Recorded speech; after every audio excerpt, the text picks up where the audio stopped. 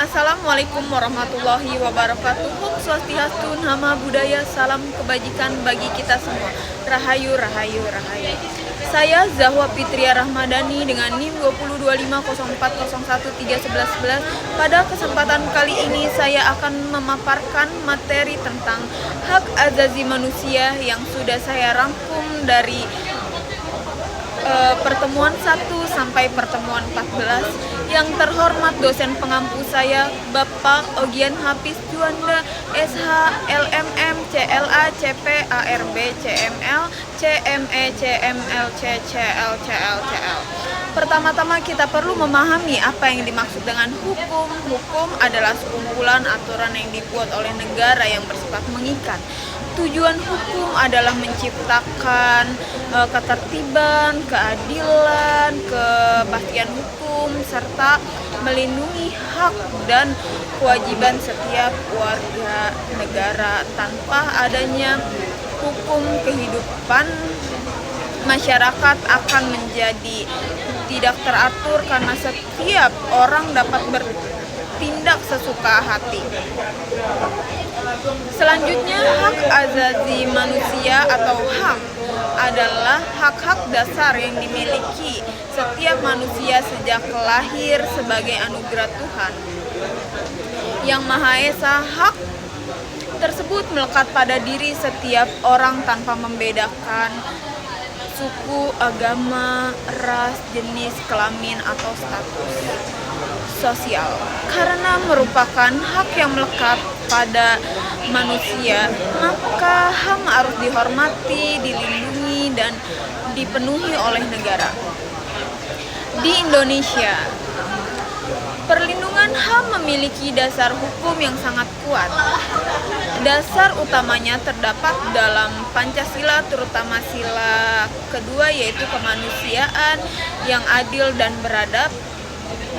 Selain itu, HAM juga dijamin dalam Undang-Undang Dasar Negara Republik Indonesia tahun 1945, khususnya pasal 28A sampai pasal 28Z. Pengaturan yang lebih rinci terdapat dalam Undang-Undang Nomor 39 Tahun 1999 tentang Hak Asasi Manusia serta Undang-Undang Nomor 26 Tahun 2000 tentang Peradilan HAM. Selanjutnya, terdapat beberapa jenis hak asasi manusia. Pertama adalah untuk hidup, yaitu hak setiap orang untuk mempertahankan kehidupannya. Kedua adalah hak memperoleh keadilan, yaitu hak mendapatkan perlakuan yang sama di depan hukum. Ketiga adalah hak atas kebebasan seperti kebebasan beragama, berpendapat, dan berkumpul. Keempat adalah hak memperoleh pendidikan dan hak atas pekerjaan yang layak. Selain itu, setiap orang juga memiliki hak rasa aman dan perlindungan dari tindakan diskriminatif. Namun perlu dipahami bahwa HAM bukan berarti seseorang bebas melakukan apa saja dalam menjalankan haknya. Setiap orang juga memiliki kewajiban untuk menghormati hak orang lain. Contohnya, oleh karena itu kebebasan seseorang dibatasi oleh hukum agar tidak merugikan masyarakat maupun negara. Hal ini diatur dalam pasal 28Z Undang-Undang 1945 yang menegaskan bahwa penggunaan hak dan kebebasan harus memperhatikan hak orang lain, nilai, moral, keamanan, serta ketertiban umum dalam kehidupan sehari-hari. Masih banyak yang terjadi. Pelanggaran HAM contohnya adalah tindakan perundungan atau bullying, kekerasan dalam rumah tangga, diskriminatif terhadap kelompok tertentu, serta perdagangan orang, penyiksaan orang, hingga pelanggaran HAM berat seperti genosida dan kejahatan terhadap kemanusiaan.